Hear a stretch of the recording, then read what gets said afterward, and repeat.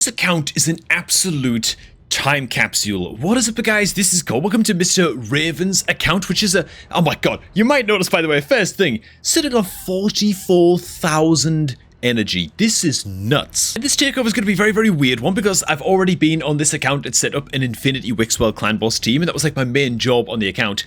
This video, I'm just going to be looking around a little bit, man, taking a tour of this account, fixing up some of the champion builds, setting up some Hydra teams, taking a look around the place. Because this is quite a late on account, right? We've got a hell of a lot of level 60s on this account, even more sitting around in the Master Vault as well. But Raven actually plays this account, generally speaking, just logging in, spending the clan boss keys, never really grinding any events and stuff like that. It's very much on like a maintenance mode account, but he's looking to pick it up again and get more active on the account. And so look at this dude, look at how far along this account is. It's so strong, and yet we've barely touched like the ongoing Titan event for the Thorlin Soul, the Dungeon Divers that's going on. For some reason, is popping up extremely tinily, but as you can see, what the hell is that?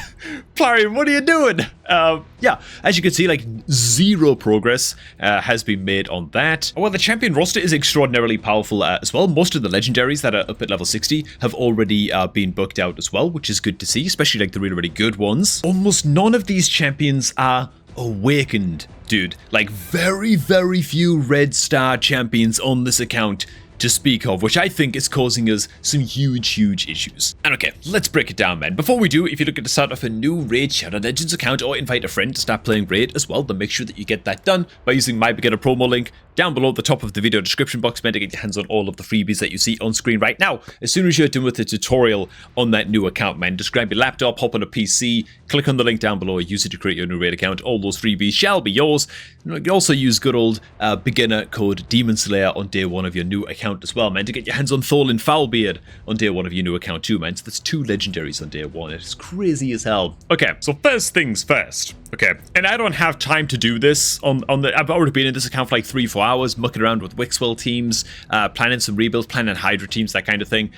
Our artifact storage is like literally overflowing, dude, on this account. If this was me, I'm not going to go ahead and do this because it's quite drastic and there's a lot of like rank 16 artifacts here and stuff. I think I just, at this stage of an account like this, I would just sell all of these Fury pieces. I don't care what the stats are on these. This account is far enough along now where all of our nukers should be in like lethal gear. We should be drowning in just like insanely good perception gear. Like there's no way we're not, like we already have Lydia, so I know that we beat normal faction wars. I'd be selling off all of the artifacts from all of the lesser sets, maybe minus like 6-star speed boots if they've got like good crit rolls or like good accuracy rolls on or something like that, you know. I'd just go through all of these, man. Like crit rate sets, these can all just go, same with like the offense set as well. I'd be scrapping all of these. Now, why is this such a big deal?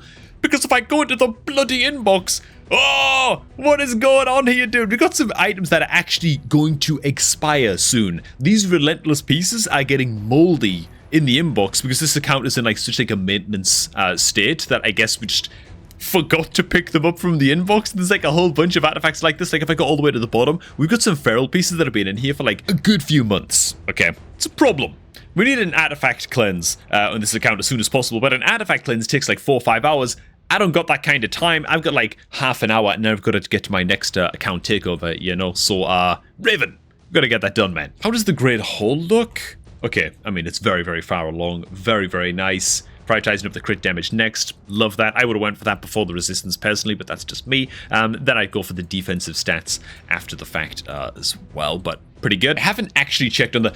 Dude, I'm willing to bet, man, that we are clearing... Okay, we're on hard mode difficulty for all of the regular dungeons. We could be for Dragon, right? There's nothing stopping us from doing this. We've actually... In fact, I'll set up a hard mode Dragon team just now, seeing as though it hasn't been done just yet. Oh god, the team plan is full as hell, man. Which one do I get... Which one do I get rid of, man? To hell with it. Raven, this is the team that I would run, okay? I'm just gonna go ahead and punch it in the video. Royal Guard, man. Aura Lead, incredible champion to take into Dragon because he brings 35% attack aura in dungeons. Big enemy max HP hitter, brings decreased speed and decreased temp meter against the waves as well. Very nice. For the second damage dealer, it doesn't get much better than Wallmaster Athorian. Huge AoE damage dealer against the waves and massive max HP damage against the boss. He also brings decreased attack against the boss, which is important as well. Mithrala's great great for cleanse and shielding against the boss as well. You might need to change the time at which she uses her cleanse against the boss. Make sure that she times it so that she uses her A2 uses her A3 just after the boss attacks in, so she cleanses all of the poisons,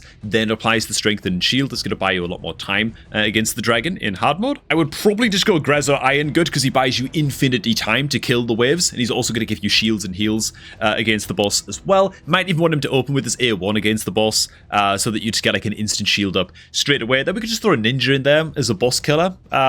I suppose. He also is able to freeze the waves and just buys even more time. And I think this team will do just fine, probably all the way to like stage 8 or 9 or something, just gear dependent against hard mode dragon. This team should do just great. That's the team that I would build into hard mode dragon. Anyway, man, the point is that I'm a little bit concerned that we haven't touched the event dungeon. Oh, Jesus. Oh, God. Man. Oi, oi, oi, oi, oi. You know, by the way, you know how many pieces of pinpoint gear we have on this account? I'm going to reveal it to you. I haven't actually checked myself. Oh, scroll all the way down. There's the pinpoint. Oh my God. Dude, what are we doing here, man? We gotta be farming the event dungeon, man. Hey, Raven, dude, we're looking to get back into this game. We gotta be farming the event dungeon. And that just shows you, by the way, how much on maintenance mode this account has been for like 3 years at this point. You know, just literally log in, hit clan boss, log out, collect chests, log out, you know, that's it. Which is just nutty. It's crazy. I've never seen an account quite in this like state of stasis before. And then trying to figure out ways to like get the gears revving again, you know, and like get it up and running again. I'm not going to turn this into another like event dungeon team building video or something like that, because honestly, bloody hell, those have been spammed recently, and I feel like yeah, there's plenty online on YouTube already. Besides, for me, I'm much more concerned with Iron Twins on this account, which we are farming down at least towards like some of the latter stages.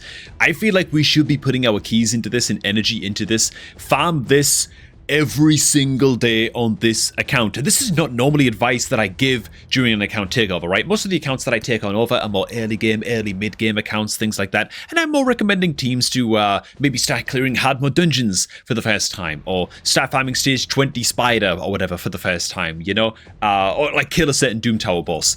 Iron Twins is not something I usually touch on because, frankly, I only recommend most players farm Iron Twins on a Sunday. Why a Sunday? Because you get double rewards, okay? You get double the coinage drop on a Sunday if you farm Iron Twins while the dungeon is Void Affinity. For an account like this, I think this account is far enough along where I would suggest, yeah, farm the hell out of Iron Twins every day, spend the keys, be farming the crap out of this. Why? We need to maximize our coinage income, and honestly, a lot of the time, we're probably going to be spending these coins at a stage like this on this account on just buying more soul stones, right? Just buying mortals, grabbing immortals wherever we can from events is going to be a big thing as well, but I'll get to that when I get to it. And the reason for that is, yeah, we got a lot of good champions on this account. We got like 2 or 3 of them that are like big heavy hitters, man. We got like the Wixwell and the Mithrala, who are actually like 5-star awakened. That's awesome. But like, who else have we got? We got a 6-star awakened Ghostborn. I didn't even know Ghostborn was a champion in this game. Okay, what does Ghostborn actually do? Oh, Jesus. Okay, so Ghostborn is unbooked on this account as well, apart from the A3, which is attack all enemies, decrease defense, can't be resisted, place increased attack. Okay, I mean, it's fine. Attack all enemies, place heal reduction. Ugh. What the hell is that A2, you know? The A1 attacks one enemy, chance of placing decreased defense. Okay, it's 100% land rate on the A1, but that A2 stinks, okay? And so not a really impactful champion for us in terms of progression on this guy. And so if we scroll on down, we got a lot of great champions on this account. The Wallmaster has only 1 red star, okay? The Ninja, only 1 red star. Sucks, man. The Sun Wukong, only 1. The Duchess, Valkyrie's good. Physics is unawakened completely, as is the Grazur. Dude, we got amazing champions here, man. Attack fully booked, no red stars. The Nishak, the Razorback. I'm skipping over champions here, man, but Herndig is great, you know. Even Norog after buffs is a great champion that I do suggest that we include in some of our Hydra teams now, because after his buffs, it is a 2. He's looking great. Places block buffs and decreased defense on a 310. Very nice. His passive is great for just general team survivability as well. Just a really solid champion out to bring along into Hydra, and so... yeah, it's got no red stars, dude. So it's not only all kinds of HP and defense stats that we're lacking because we just don't have a blessing, but it's of course also the blessings themselves that are going to make a big splash on this account as well. And it's the same for the epics as well. Obviously, a lot of these guys are also lacking those juicy red stars, man. And so, yeah, Iron Twins, priority number 1 on this account for me, start dumping the daily energy into that if we can, or just as soon as possible. Never mind if we can, make it happen, Raven. Also, similar deal, man. Tournaments. We've got to start really playing by event again. This is something that I recommend people do. As soon as your account starts hitting stage 20 of all dungeons, start playing by event, man. It's no longer about trying to progress here and there and hit those key stages that you're looking for. I'd say, man, as soon as you're hitting like stage 16 of most dungeons, maybe not including Spider because it's really tough when you're just getting started in Raid, but as soon as you're hitting like stage 16 of dungeons, you're no longer getting mystery shard drops from your dungeons at stage 16, so it's a really good time to start focusing on the tournaments, right, and farming up the tournaments, especially for Mr. Raven, whenever there's a tournament. Mr. Raven, man, I'm telling you now, man. Mr. Raven, I hope you're listening. Whenever there is a tournament, right, am I coming through all right, man? Is this mic on? Whenever there's a tournament that awards in Immortal Soulstone, or even just like an Eternal Soulstone, okay, like the big red rocks, this is what we are looking to farm. It's crucially important for this account that we farm every single big red rock that becomes available in dungeon tournaments, and in they sometimes pop up in things like heroes paths and stuff like that, you know.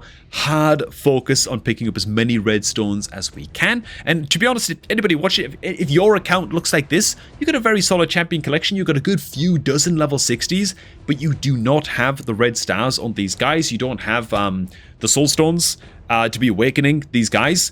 Get it done, man. It's such a massive difference maker. It's going to massively boost the extent to which you can farm Cursed City and take on the sort of like gated rooms right here where you need a certain amount of awakening stars on your teams so that you can advance. Very important there. I believe it's the Iron Twins dungeon itself where the boss actually deals reduced damage depending on how many awakening stars you've got on your team as well, I think. Or am I wrong? I'm just talking nonsense. It's Phantom Shoguns and farming Phantom Shoguns that gets a hell of a lot easier when you have more Awakening Stars on your team, right? It keeps the boss's stacks down, okay? Not going to make this a Phantom Shogun's guide either, okay? But just trust me, the red stars get real important when you want to advance into this harder content, right? Hard mode Cursed City, hard mode Phantom Shoguns, it all becomes super crucial. It especially becomes crucial in Hydra, which is where I've also been tasked with setting up a few teams to help this account out. We've got a lot of hodgepodge teams currently built up on this account as well. If I just go into like the team setup, these are like a bunch of the teams that were set up by Mr. Raven. And these are some very powerful champions, as of course you can well see. I'm not sure what's going on in the first couple of teams where we have no block buffs champions and not that much HP burn on like an AoE HP burn to be attacking through Poison Cloud, so I'd be a little bit concerned about not having any block buffs action going. Also, our Wixwell is not built with high resistance. I've changed the Wixwell build on the account recently, but even before, he wasn't built with like a super high amount of resistance to be like a mischief tank, you know? But most importantly, man, when it comes to Hydra, of course, your defensive tools are important. These are some of the teams that I did build out for Mr. Raven to focus on, and focusing on hard gearing up these champions. Champions like the Shamail didn't even have a single artifact equipped. Razelvag's gear is a little bit lacking as well. My biggest concern though for these champs is because they're not all awakened. You look at like the defensive stats of these guys, the Razelvag, 2000 defense, the Herndig, 1800 defense, like, ooh. Bro, these are some squishy damage dealers to be taken into Hydra, man. The defense numbers don't need to be off the charts to take them into Hydra, at least not into normal mode, but for Hydra, you kind of feel like at least like 2500 defense on your damage dealers if you're progressing through like the medium stages of Hydra, man. 2500 defense is a good sort of starting point. These guys really lacking. So even a 3-star soul on the likes of the Razelvag and the Herndig makes a huge difference for keeping them alive into Hydra. As such, because we don't have that, I've built out all of these teams trying to squeeze into every team that I can at least one champion that brings a decreased attack, okay? Like decreased attack debuff becomes...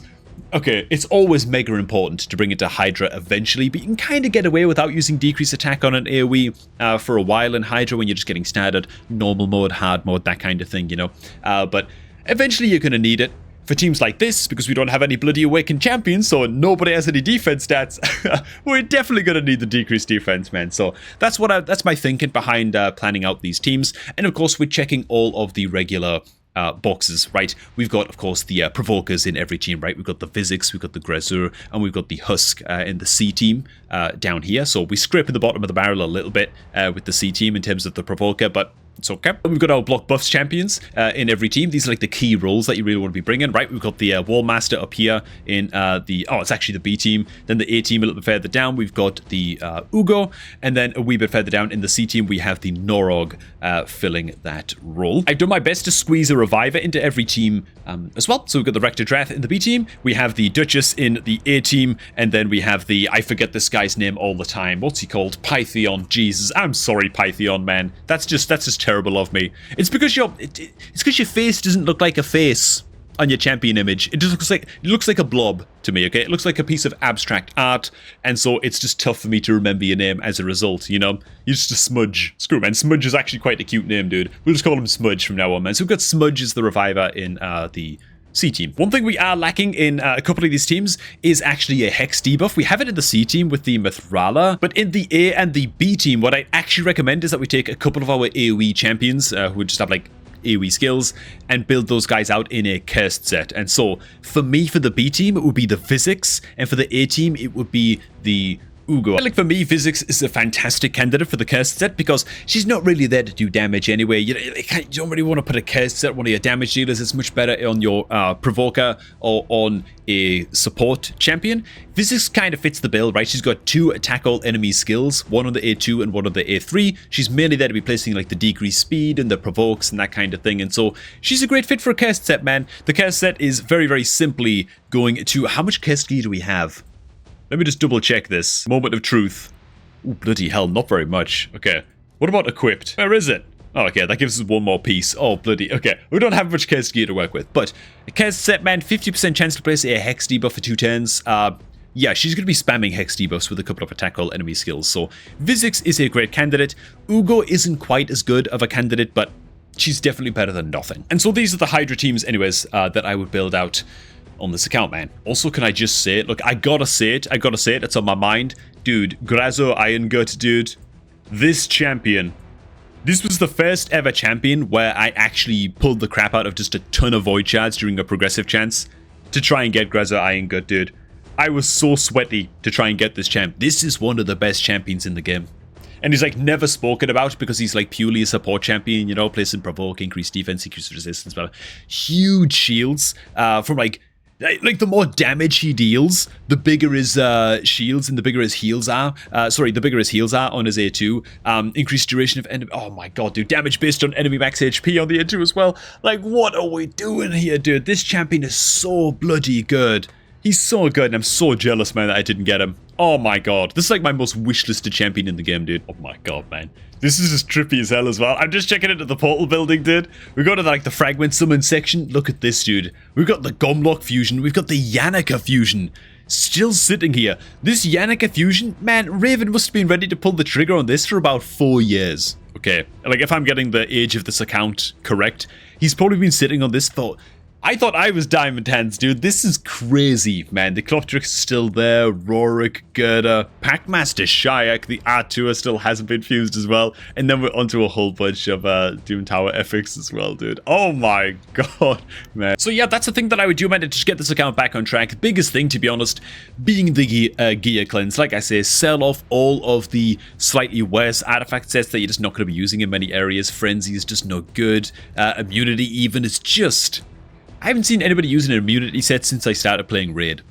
Right, I've been playing the game for a year and a half, man. I've just never seen that set used. I just say get rid, don't worry about it. Stalwart is, a little bit more defensible, actually. An okay set, at least until you get some better stuff. But and what we're doing, by the way, when we go through our gear sets and we're cleansing our artifacts, what we're looking for on this account, first of all, I think that the cutoff threshold for gear on this account, any 5-star artifact that exists in this game is no longer good enough for this account anymore. I don't care how good the rolls are on a legendary piece. The probability that it's going to be better than some of the 6-star pieces we can farm, extraordinarily low. I'd be keeping 6-star pieces only on this account, first and foremost. And when you are judging if a piece is good for your account or not, what you're really looking for is, do the stats match the set, and is the set any good? Speed is a damn good set. It's like one of the S tier sets in the game, just because speed is just the best stat in the game for so many champions in this game. A piece like this, however, is kind of crap. To be honest, man, it's given crit rate, crit damage as like most of the rolls. It doesn't have any speed rolls on it at all. And so who are you going to use this piece on? You know what I mean? Like, you're not putting speed artifacts on a damage dealer. You're not putting speed artifacts on a nuker, right? Who actually need crit rate and crit damage. Speed set is for your support champions who want speed the most. And so any artifact that doesn't have speed on it, that's from the speed artifact set, it's just useless, you know? This artifact right here could have been good if it had got some speed rolls and 1 or 2 accuracy rolls. Would actually be very, very good, you know? As such, crit rate, crit damage, again, this is another bombed piece of speed gear. This piece here also just not very good, man. I'd be going through all of these pieces. Any speed gear that we have on the account that doesn't have a speed substat roll on it, I would sell immediately and just forget about it, which it appears like it might actually be most of them. To be honest, yeah, I'd just get rid of all of them, man. Same thing with like crit damage artifacts. A crit damage artifact, well, it gives crit damage as a substat. As like a set bonus stat. And so you're looking for, well, would you know it? You're going to be putting this on your nukers and your big direct damage dealers, right? Your Alices and maybe even on your kill and stuff like that. You know, kill's more of a poisoner. Whatever, dude, doesn't matter. The point is, you're looking for crit rate and crit damage stats on your crit damage gear. Obviously. And so pieces like this are fine. They could have been a lot better. Let's be real. A triple HP percentage roll. Oh my god, dude. Compared to what it could have been, I'd sell this just out of rage. If this was on my account, man, seeing these stat rolls go 3 times into HP, bro, I wouldn't be able to look at that again, man. This piece right here, I'd probably just scrap it. It's just 1 crit damage roll, you know? You're looking for, again, the substats to match the set bonus. And really think about what kind of champion you want to use that set on and if they would be interested in those substats. And you can do that with everything, man. Some of them are not quite so obvious, right? Some of them are quite versatile. You take like Relentless Gear, 18% chance to get an extra turn. You can use this on damage dealers. You could use it on a support style champion as well, like a healer. And so in the case of Relentless Gear, because it's so versatile and can be used on so many different types of champions, what you're looking for with your Relentless Gear when you're gear cleansing is you're looking for pieces that roll a lot into a certain type of stat. Okay, like this is very, very hodgepodge. It rolled a lot into flat attack, which is not good. Of course, percentage stats are always better than flat stats. Let me just see if I can find a good example. This right here is a piece that's not so good. Okay, it's fine. It might find use on a niche champion like Ninja. If you've got like a Ninja and you want to build him in a Relentless set, I'd recommend Reflex, to be honest. But if you want to build him in a Relentless set, this could work, right? A damage dealer who requires some crit, who likes to be fast, and who needs accuracy. Okay, this could work on a Ninja, but it's really quite a niche example. What you're looking for, really, is a Relentless piece that has, okay, here we go, man, a triple roll into crit damage. That's good. That's great, because that means that, oh my god, dude, I've got a nuker here who would be pretty good in the Relentless set. I've already hit 100% crit on this guy from all of the other gear pieces. I just need a weapon now that brings as much crit damage as possible. Well, you've got that weapon, okay? What would be really, really bad for this piece of gear is if it went 1 roll into accuracy, 1 roll into crit damage, 1 roll into resistance. Why? Because now you've got a weapon that's like a 7 out of 10 or like a 6 out of 10 for some champions in the game, but it's not really a specialized piece of equipment. Whereas if you've got a triple roll into crit damage, this is now potentially like a 10 out of 10 or like a 9 out of 10 piece of Relentless Gear to go onto a damage dealer that wants a Relentless piece, you know? That's how you want to think about this, man. Again, like this piece right here, its stat rolls kind of split a little bit. We've got 2 useless stats here for a damage dealer, HP and resistance, and 2 rolls into crit damage. So it's another one of those like 6 out of 10s, you know, very, very situational. This piece right here, excellent. Triple roll into crit, and we've got a little bit of crit damage to boot as well. That's lovely for a damage dealer. It's specialized, you know what I'm saying? Another thing to think about as well when getting rid of gear pieces and when gear cleansing is honestly be very, very careful with, oh, it's all behind my camera right now. Be very, very careful with any pieces that are from a 9-piece set, okay? 9-piece sets. Oh god, we have 1 piece of Slayer gear on the entire account. That's great. Okay, that's not a good example, okay? But 9-piece sets, right? Feral set, for example.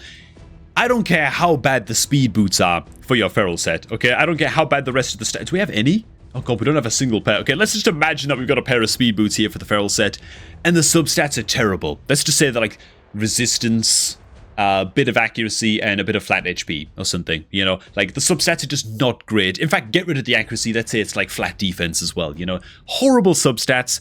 Doesn't matter. Hold on to it anyway. 9-piece sets, very, very valuable indeed. Just because the 9-piece set bonuses are so bloody strong that you want to kind of just give them the benefit of the doubt anyway, because if you can get 9 pieces of even slightly suboptimal gear equipped on a champion that really, really wants that 9-piece set bonus, These effects tend to be so bloody powerful that they're worth using anyway, even with slightly suboptimal gear. Now, this rule applies a little bit less to your weapons, your helmets, and your shields for these sets, because they always have the same primary stat, right? Shields always have defense at the same stat, helmets always have health, and weapons always have attack. Therefore, it's easier to find good weapons, good helmets, and good shields compared to good chest plates and gloves where the primary stat can bomb and roll into something flat and terrible that you really don't want. It's even more the case, though, with accessories, right? You go to your accessories, you very quickly realize that when you're trying to collect a 9-piece set, it's very difficult because accessories are faction limited, meaning it's very tough to have like a good collection of like feral accessories for every single faction, right? Or even scrolling on down a little bit to like protection gear, you know? Yeah, this is about what I expected, like a very small handful of protection accessories because you're collecting accessories for each individual faction. It's much tougher. My advice when you're collecting your 9-piece sets for the first time, keep everything in terms of accessories because it's so difficult to collect or like establish a good collection of, say, protection accessories across every single faction because, well, yeah, obvious reasons. So this was just a little bit of a deluge of things to think about for Mr. Raven for this account as he looks to revive it and get more active again with it, and hopefully some of these things were helpful to you guys as well. So thanks for watching. Hope you all enjoyed this one, man. This was a very interesting account, man, to exist in for a good few hours tonight, and yeah, I'm glad for Mr. Raven for trusting me with his account, man. Hey, thanks for watching, guys. Hope you all did enjoy. If you did, make sure to like on the video, and of course, remember that if you are looking to create a new raid account, man, in 2025, there's no better way to get that done than by clicking on my beginner promo link that is down below, as always, at the top of the video description box. Thanks for stopping by, and I'm going to catch all of you all to stay a tad bit later, man.